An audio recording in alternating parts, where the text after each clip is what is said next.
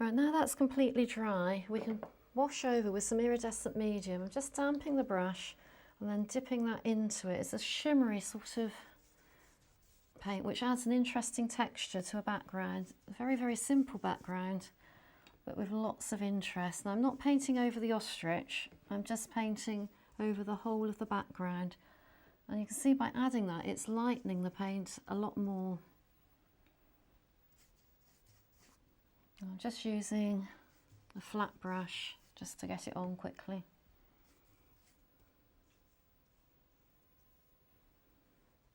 Just take it up to the edges of the ostrich.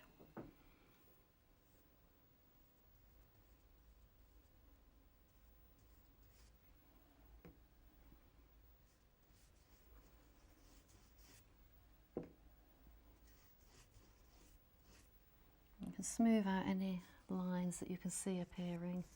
It takes quite a while to dry, so it gives you time to do that.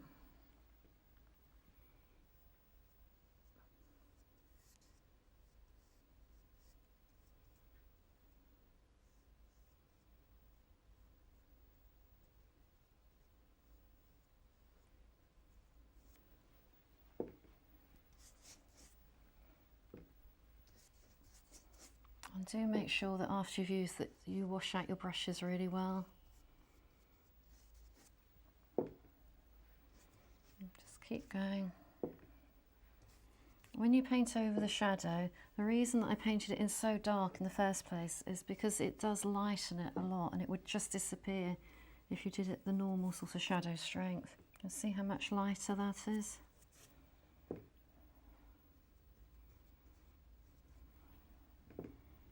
Just there between his legs.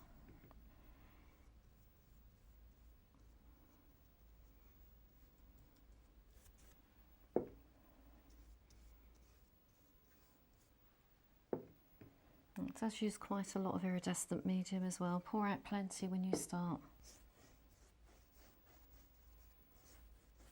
I think that's nearly all covered. Just taking out any lines that I can see, almost like if you were painting a door.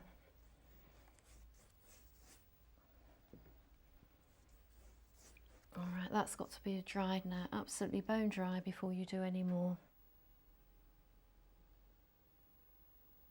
Our ostrich now needs a little bit more definition around the edges, so using the all-rounder brush, I'm just going to make a mix of intense violet with a tiny bit of sepia added to it to make it really, really dark.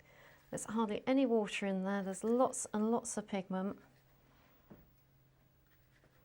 And I'm just going to squint at my reference material and pick out some of the darker bits and also outline it.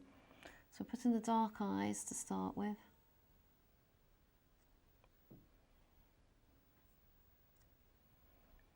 And then just make marks, not completely whole marks around the edges, but sort of indications.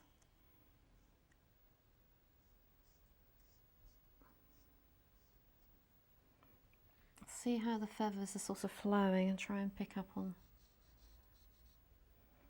Let's put the tail in. It's very, very sort of fluffy and feathery. So we'll try and create that movement.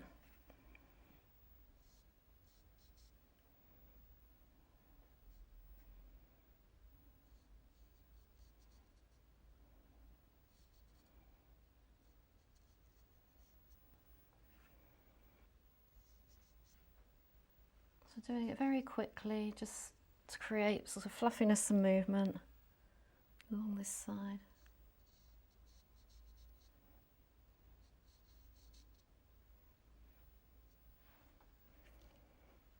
You can see quite easily how the feathers are flowing. Just paint them the same way that they are in reality.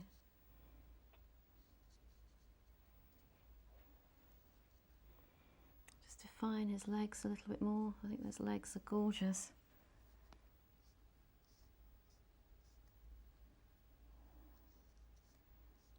Very knobbly knees, so very skinny legs. I'll just darken up that bit underneath.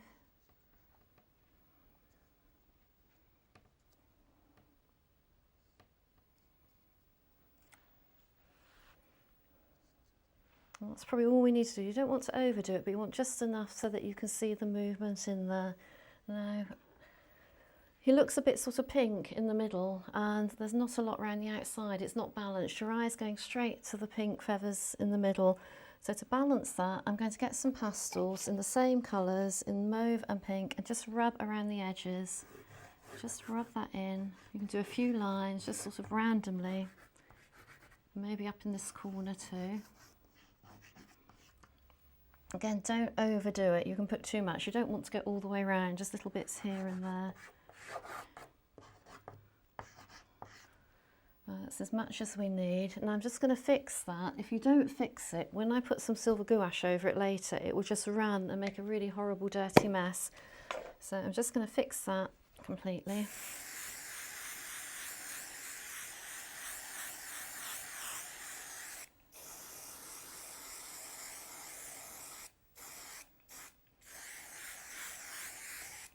Right, now that's got to be dry before I do anything else. Right, now my pastel's dry, I'm just going to make the texture a little bit more interesting by adding some silver gouache. I'm using just an ordinary foam roller. I'm dipping it in water and just squeezing it out just so that it's damp, and then I'm going to roll over the silver gouache. You can use any sort of foam roller, either from a do-it-yourself shop or even a child's foam roller is absolutely fine. You do need quite a lot of silver gouache, and then just roll over the pastel.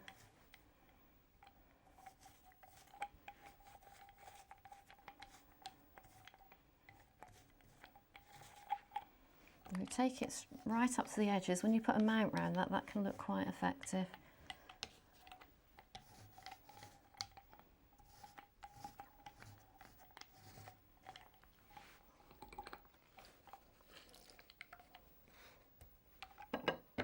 A little bit more.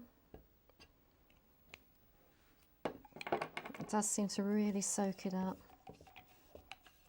I'll just go into this corner.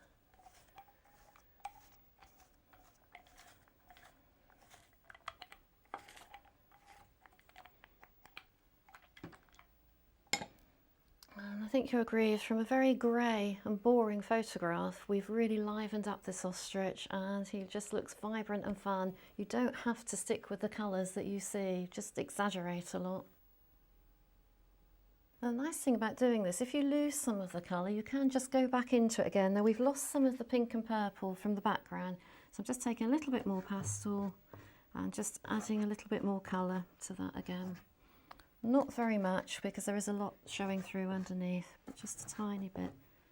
And that just finishes it off. And I'll just fix that. And our picture's now complete.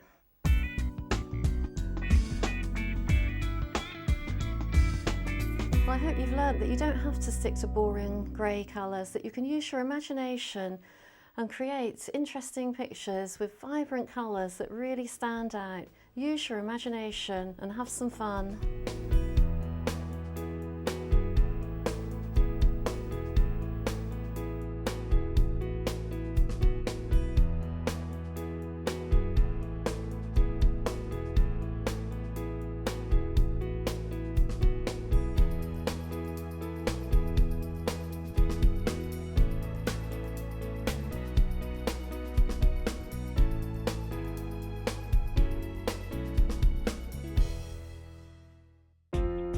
Now available to buy.